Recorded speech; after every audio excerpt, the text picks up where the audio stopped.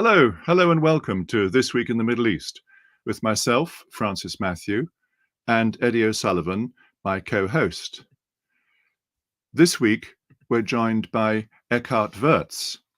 So let me bring in our two. Hello. Eckart, welcome. Let me tell everybody that you are the director of the Institute for Middle East Studies at GIGA, which is the German Institute of Global and Area Studies, which is part of the Leibniz Institute. But also, you have another hat where you are the Professor of Contemporary Middle East Studies at the University of Hamburg. So welcome. You bring a depth of knowledge. We were old friends in Dubai, but also you bring a very useful European angle to our discussion. So we look forward to plunging onto both sides of that. I think I'd like to start today, as we often have, with what's happening in Gaza, where there's whispers of a deal yet again, where Netanyahu is saying maybe, but we've heard that so often. But there's still thundering military activity throughout the Gaza Strip. Where would you see us going on specifically on that? Then we'll get into the expansion possibilities later. Well, I don't have a crystal ball, but it would appear to me that so far there is not only not a political solution, but not even a discussion about a political solution. So it's pretty much about military requirements. And actually the military is complaining that the Israeli government doesn't have a political plan. So I think maybe our discussion is too much focused on an imaginary day after, while there is increasingly a reality emerging where you have no day after, but seemingly a perpetual situation of occupation, occasional missions inside Gaza, and occasional attacks from Hamas on Israeli territory, but not a stable political environment where basically the perspectives of the civilian populations of Gaza could be improved. So at the moment I don't see it yet, and I would be happy to be convinced otherwise, but so far I'm not too optimistic, because both extremists on both sides essentially are needing and feeding each other. And I agree with you. I don't see any particular political solution, but perhaps maybe almost more importantly from the Israeli point of view, there was a story that just last month they had annexed, or I should say they declared about 5 or 6 square miles of land in the Jordan Valley to become government land. So the annexation of the West Bank is proceeding apace. They've also transferred control from the military to the civilian. Yes, there are increasingly facts on the ground that make any two-state solution to which Western politicians are still paying lip services impossible. And basically on the ground, neither the Palestinians nor the Israelis are very much invested in that idea. So what's left is then a one-state reality from the Jordan to the Mediterranean, where the Israeli state is governing over 3 different kinds of residents: Jewish Israelis with full citizenship rights, Arab Israelis with de facto, who have citizenship but are de facto second-class citizens, and then Palestinians in occupied territories without citizenship rights, and that's of course a recipe for continuous conflict. Eddie. Yes, well, Eckart, you summarised that and I think distilled it down very wisely in the conclusion we've all reached. But of course, the element which we all are focusing our minds on in July 2024 is what's happening in Washington. And of course, Prime Minister Netanyahu's arrived. He's going to be addressing the houses, both the Senate and the House. And so the question is, first of all, I mean, I don't think there's any sense coming out of the Americans in terms of the approach to the region until the election is finished, and that's in November, and there's a new president. That's one. But the more relevant, perhaps, to you is the German perspective of this, and to an extent, the European perspective. I mean, what is the German government saying in these circumstances about the right approach? And to what extent is that reflected in European Union foreign policy? We got a new European foreign policy chief. So what's your perspective? What would you say from the German perspective about what the consensus is in the government about how to maybe contribute to developing some kind of political day after approach to the conflict in Gaza and the West Bank? Well, the relationship between Germany and Israel is sensitive for historical reasons, of course. And there is this idea that the security of the state of Israel is part of the reason of state, as Angela Merkel put it once in a speech in the Knesset, without really spelling out in detail what is that supposed to mean. Yeah. Having said that, there are definitely very close relations, for example, in education, academia, but also now as a supplier of arms, which is kind of, there are conflicting goals, right? On the one hand, Germany sees itself as a civilian power that wants to foster international norms and institutions. On the other hand, it sees this special relationship with Israel, and both aspects can collide. For example, should there be a case at the ICC against Benjamin Netanyahu, on the one hand, you want to foster those international judiciary institutions. On the other hand, how will you position yourself if they increasingly approach the Israeli occupation policies or the way how they wage war in the region critically? So, but there has been a shift on the other hand. Yes, on the one hand, yes, you have to acknowledge that there is this sensitivity, especially in parts of officialdom in Berlin. On the other hand, the rhetoric has shifted noticeably, so that, of course, in the immediate aftermath of October 7th, there was outrage about the Hamas terror attack and about the slaughtering of civilians. But now the whole way how Israel is waging that war in Gaza is seen critically, and German politicians continue to pay lip service to that two-state solution, which increasingly becomes impossible because of conditions on the ground, settlements, the wall, and so on. And actually, the German government has criticized the recent decision by the Knesset, where they essentially voted against any possibility of a future Palestinian state. So can I ask a question about the ICC and the ICJ? Because that's quite a live issue in the United Kingdom. Because the both rulings, and the question is, I'm not going to go into the technicalities, is that the extent to which the British government regards Israel as actually being subject to the ICC. The ICJ is a completely different thing. What is the German view? Are the Germans strictly legalistic on this, both the ICC and ICJ, or are they like Britain, which introduces a political nuance to its approach to whatever rulings these two bodies make?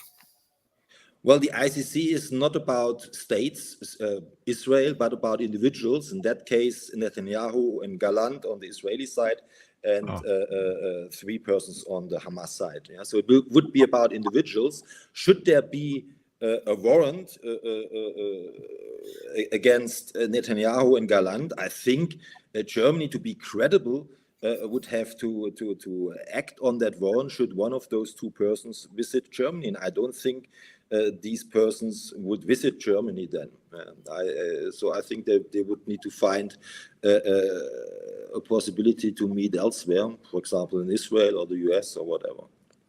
So your feeling is that the German government, and regardless of its political composition, it will follow the ICC rulings if the warrant is issued, and that you don't think the German government will say, well, like the British government said, well, we don't really want to do this, and try some wiggling to get out. I don't know that possibility exists, right? There's also, some might argue that, well, Israel is a democracy with a functioning judicial system that Netanyahu tries to undermine. Nevertheless, it exists. Yeah? And if Israel is taking care of those judicial steps itself, i.e. Launching an investigation against Gallant and Netanyahu, some might argue, well, it's not really the job of the ICC. The Israeli judiciary system is taking care of it. Whether such arguments might appear or whether they will act on it, I don't know. In any case, if they follow that line of argument, it would be a severe blow to the ICC. And Germany was one of those countries who have argued, well, that's an important international institution. We want to foster that international institution. So that's why I'm saying there are conflicting goals, right, between the special relationship and between this idea we are civilian power, we want to foster international norms and institutions. And what's the tone of the debate in Germany on the street or on the campuses about the Gaza issue? Well, I mean, it depends, it's a very polarized debate. And I would say, in a way, in some quarters, the Palestinian groups have won the public relations war, if you wish. On the other hand, you have a very strong pro-Israeli mindset within Berlin officialdom and among politicians, but also among larger sets of the population. And there was true shock after 7th of October, but now increasingly there's a critical stance towards the ways how war is being waged. On the other hand, people also see that it takes two to tango, and it's not just the Israelis, it's also the Hamas side that still keeps hostages and still continues to attack Israel, for example, with rocket attacks. Yeah, so that's why I'm saying both extremists on both sides are needing and feeding each other, unfortunately, and the kind of middle ground has been lost, not only in Israel/Palestine, but also among the various supporter groups in the Western world and elsewhere. So turning back to the region, Eckart, the war in Gaza is there, and then we've all thought that it would expand northwards with Hezbollah getting involved, and has been pretty active. If it wasn't happening in Gaza, that the Hezbollah attacks would be daily news around the world. But the Houthi are now also involved. There was this astonishing Israeli Air Force attack on Hodeidah, leaving the refinery blazing and large numbers of the cranes, basically putting a large part of the port out of order, which means that the Houthi-controlled North Yemen is now going to suffer. Do you see the Houthi side of it getting more involved? And take a view on whether it's Hezbollah or Houthi, or how they're going to get involved. Well, Hezbollah is certainly the greater threat, also because it's much closer. But the Houthis also increasingly, they have a very hermetic ideological mindset regarding Israel and basically a hate of Israel, but also Jews, mind you, is part of their official slogan. Yes. So they are becoming increasingly involved. Israel has shown a certain vulnerability that a drone has made it to Tel Aviv and has exploded. Also that a drone from Hezbollah was able to survey the port area of the port of Haifa and so on.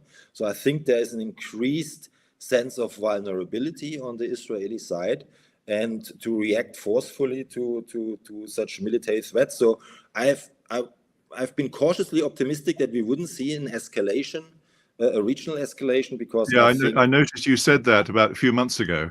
Yeah, so because I think neither Israel nor Iran, although they hate each other's guts, don't really have an interest in that. Yeah, why would Iran want to? I mean, in a way, they are ready to fight until the last Palestinian and the last Lebanese. Yeah, no coffins are arriving in Tehran. Yeah, it's always the proxies in the region. On the other hand, I don't see Iran having an interest in risking the deterrence that it has built up with Hezbollah over decades in a war at this stage. On the other hand, to be honest, I'm less cautiously optimistic than I was a few months ago. And the risk of also miscalculations has greatly increased. And that would be more from the Hezbollah side than the Houthi, because from my point of view, I see the Houthi as playing a game. They are not really involved in this struggle. They're just kind of posturing to gain more space for themselves as they deal with Saudi Arabia and any possible long-term deal, whereas Hezbollah are a genuine frontline state. Exactly. I think with Hezbollah, we might see a true escalation, an all-out war that would be devastating, especially for Lebanon, but most likely also for Israel, given the greatly increased missile capacities that Hezbollah has amassed over the years. So the Houthis, I guess it will rather stay that way, that once in a while the Houthis send a missile or drone, and Israel retaliates, and quite strongly, as in the case of the port of Hodeidah. But all-out war, that risk I would rather see with Hezbollah. And the election of Pezeshkian as the Iranian president will probably not change very much in terms of policy, although he has this attitude of being liberal and wants to work within the region, as he's said. Well, I mean, liberal, to be honest, I think is a too strong a word, to describe a prime minister of Iran in a highly managed election. So, but I think also it's my impression that the real power and the really decisive developments in the future will happen elsewhere, not in the office of the prime minister, but the succession of the supreme leader, which cannot be that far away given the age of Khamenei, and then the future institutional role of the Revolutionary Guards that have, of course, their own interests and might want to play a more prominent role as an institution and might opt for a more reduced role of the supreme leader, or some collective committee that might succeed him. So I think that will be the more decisive question. Who will succeed Khamenei, and what will be the future institutional role of the Revolutionary Guards after that? And that will have an... Go ahead, I'm going to ask the question that Germany, of course, was a signatory to the JCPOA and played quite a big role in that. Germany retains its position that, in principle, the JCPOA should be restored and honoured. That still remains the case as far as German government towards Iran is concerned. Well, yes, would be nice, like the two-state solution, right? But in the meantime, basically, the nuclear program of Iran is much more advanced. And to which extent can you really dial it back, or even if there was some sort of political will? Yeah, but I think the big question mark really going also into 2025 with the new American president especially is what will happen to this nuclear fight. It has kind of appeared from few because the Gaza conflict is taking all the oxygen out of all kinds of other conflicts in the region, Sudan, for example, and the humanitarian plight there, or this nuclear file. But the big question is really, Iran is already a nuclear threshold state for all intents and purposes. Under which conditions might they opt to cross that threshold or not? Well, that's the ambiguity of nuclear weapons, isn't it, Eckart? You're supposed to keep everybody guessing, otherwise it just doesn't work. And they might decide that it's good to maintain that ambiguity and not to cross the threshold because they basically derive foreign policy benefits from this kind of ambiguity as a nuclear threshold state. Correct. Eckart, let's change our focus to Iran's neighbor, Iraq, where you published last year, I think, Giga published a focus paper on Iraq, which said that it had come right in some ways. Oil production had doubled, things were going well, but the political instability remained a huge problem. And we've just been discussing Iran. Iran is playing a huge role there with its Shiite proxies in the Iraqi system. Kurdistan is struggling to maintain its own semi-independence. Do you see it as a functioning state, or which way will it go over the next 2 or 3 years? Well, I mean, there is a reasonably functioning state, but not very efficient one. And also the increased oil production is in a way part of the problem, that hardly any other country in the Middle East is so dependent on oil revenues and really has not a very diversified economic structure, and a large share of the employment is essentially dependent on the state and public sector jobs. So and that's an issue where you've got these young men growing up, young women growing up, and they are going to be. Iraq, as a highly populous country, will need a lot more jobs than the state can provide. Yes, and in demographic terms, actually, we don't have such demographic shift yet in Iraq compared to other countries in the MENA. So, I mean, the total fertility rate is not like 5 or 6 children like in the past, but well above 3, close to 4, if I remember off the top of my head correctly.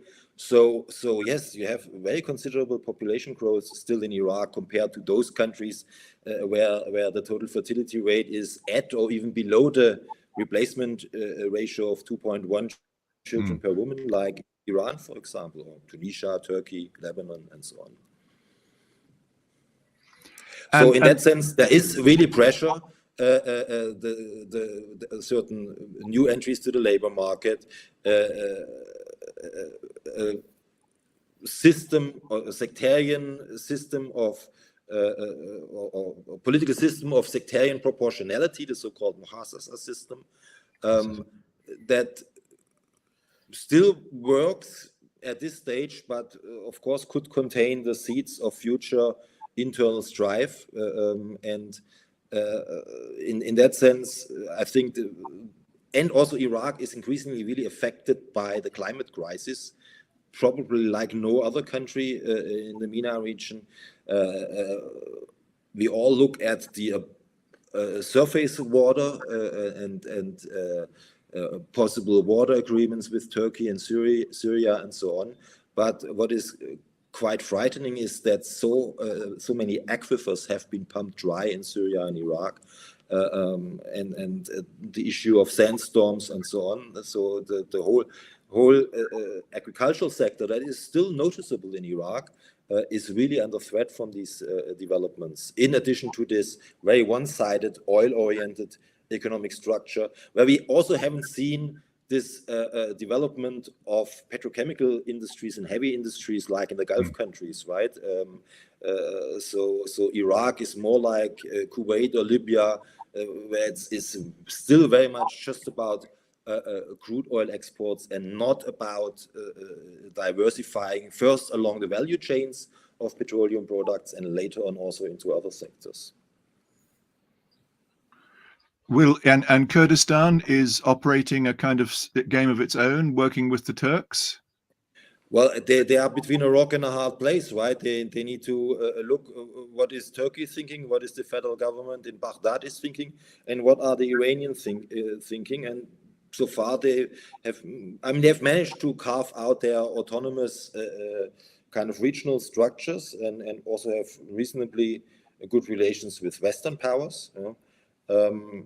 So I would assume that there's a strong interest to influence politics over there by external forces, but neither the interest nor the capability to take it over or get away with that autonomous status. Can I ask a question about the role of Turkey in the region? Because obviously it's one of the regional powers, and it's a bit of an enigmatic country because it's a NATO country, and yet its politics, heavily influenced by Islamic ideology. So, what do you think the role, medium to longer term, of Turkey is going to be? Does it desire to be a major influence in the region, or just around the periphery in areas of immediate interest, like the Kurdish areas of Syria and Iraq? And do you think is it playing as positive a role in the region as you think it might?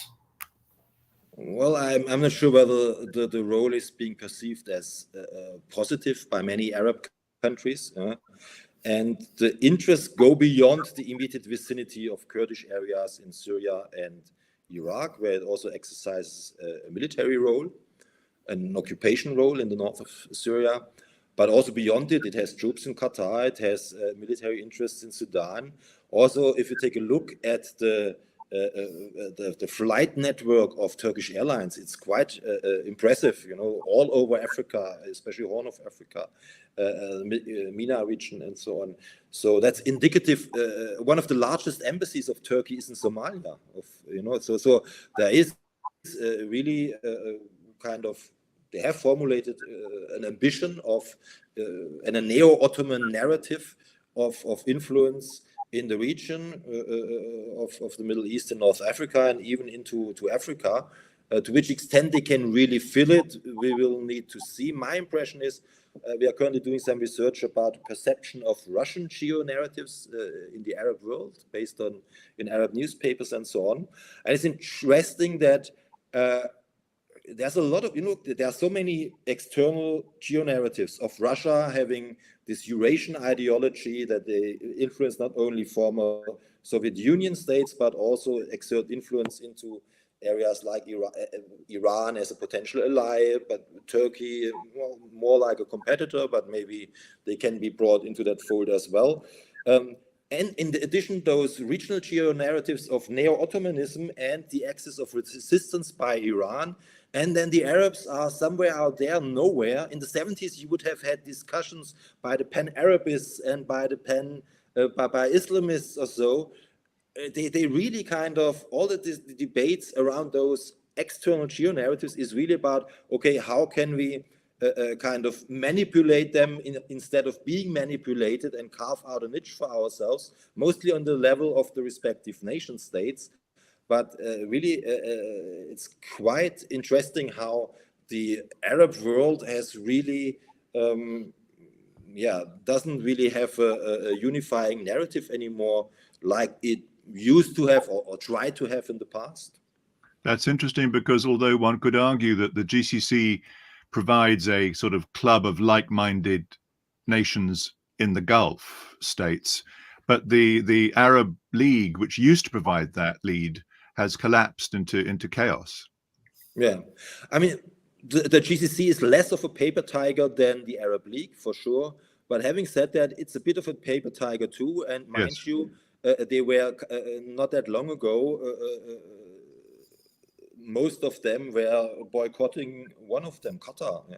They even thought about dredging a canal and whatever, having nuclear waste sites on the border. So there was quite a hostile rhetoric between Qatar and the rest of the GCC, except for Oman. Can I ask a question? Another one, looking ahead, drawing on the broad regional trends. You've got a lot of students that you're dealing with, and the students who come and study and learn about the languages, they learn the history, and they're obviously looking probably for employment in the region. And what is the positive story about the region, Middle East region, Arab and Islamic world, the Middle East region generally, when you're talking to your students? What is the positive story you tell your students, so like 5 or 10 or 15, 20 years time? Is there a positive story you can say, and look at these developments? And if there is, maybe you could give us your perspective on that. I'll see if I agree. I think it's energy transitions. And I think it's important to look at the Middle East not just as a region of doom and gloom, but really as a region that's a very important partner for the European Union that really should prioritize its southern neighborhood policy even more. And in terms of energy transitions, there are obvious mutual benefits in cooperation, because the lowest hanging fruit, of course, is electrification from renewables. To integrate renewables in existing electricity grids, you need to have greater integration of those electricity grids, demand management in smart grids. And as part of that, you can greatly benefit from more interconnectors between Europe and the MENA region. And we have them already, and some more are being built. We have them between Spain and Morocco, now a larger connector is being built between Greece, Cyprus, and Israel and Egypt. because all that basically makes it easier to integrate those intermittent renewables into existing electricity grids. For example, the Iberian Peninsula plus Morocco, somewhere the wind is always blowing or the sun is shining. Once you have that integrated, you can provide a much larger share of renewables from electricity from renewables than before. And then Eckart, sorry, in these grids, are you talking about grids connecting from the EU to the Arab world or within the Arab world? Well, that's the next thing, right? Of course, both. So the Arab world also, they need to do their homework, right? The GCC is quite advanced, but there could be more connections between Jordan and the GCC. Algeria and Morocco, is an issue, of course. So it's both. Yeah? So you need to have more interconnections. That's also then a sensitive infrastructure, right? Because there are not only those natural gas pipelines that might be, and that's the next renewable and kind of positive story, green hydrogen, right? You cannot be carbon neutral without green hydrogen because you cannot electrify everything from renewable energies. There will be sectors like heavy transportation, long distance aviation, heavy industries that you cannot basically, where electrification from renewables doesn't help you. So again, the MENA region with its ample potential of solar power especially, but also wind power in the case of Morocco, for example, on the Atlantic coast, can be a very interesting collaboration partner there. And both sides, Europe and the MENA region, can work together on these energy transitions. And I think and hope they will. Well, of course, the counterbalancing argument, which I'm going to voice, is that if you're going to depend, as you're suggesting, Europe should, on renewable energy coming from the Middle East region, you have to be absolutely confident that those supplies are secure. You have which means that any renewable energy interconnectedness within the region and between the region and Europe has to be absolutely underpinned by very solid political arrangements that people are confident in. And anybody looking at the region now, today, July 2024, they say, well, those solid foundations that give confidence long term that energy supply would be secure from the region, they're just not there.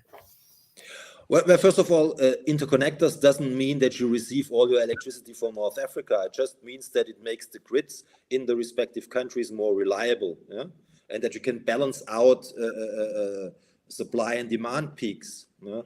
And Europe has a lot of renewable energy itself. Just think about Spain, but also, the whole nature of renewable energy supply is that it's pretty decentralized. So I wouldn't make that analogy from depending on from electricity interconnectors to receiving oil. Green hydrogen, should that be a future technology? A lot of question marks are there, right? There it would be a bit different or a bit more similar to oil supplies. But there again is the question, will it be basically the hydrogen being produced on site or imported from those respective countries? But I think there is the political relations with countries like Morocco, Tunisia, but also possibly Algeria, are reasonably good and reasonably close between Europe, and they would be prime candidates also because of the proximity. But also NEOM, for example, has one project here in the field of green hydrogen. There might be possibilities, and then let's hope that the economic development that comes with that contributes further to political stability. As we are now in the positive mood and want to tell a positive story, right? And I think that story is there. Or think about Israel. It's really a high-tech country, right? And there are possible areas of collaboration. Of course, not now at the moment necessarily, but in the future between Israel and some Arab countries, most notably in the Gulf, that also are pretty fascinated by technology and so on. It has a dark side as well, surveillance of the internet, authoritarianism, and so on. I think, Eckart, we'll pause at that point and say thank you. That was very interesting. And I thank you very much for your insight. I thank you very much. And to end on a positive note is quite an exciting turn-up. So thank you very much, Eckart. And we all like to be in touch another time. Interesting points which you raised. Thank you. So there we have a very interesting overview. Eckart raised those questions of Turkey's outreach across the region, mentioning the embassy in Somalia, of all places. Never mind its links with into Syria and the cordon sanitaire it's trying to build. He spoke of the optimism of building energy connections across the region and with the EU. Now, you may agree with some of this, or you may not agree. Either way, we'd like to hear from you, so please get in touch and give us your opinion. And meanwhile, I thank you for listening to us. Assalamu alaikum wa rahmatullahi wa barakatuh.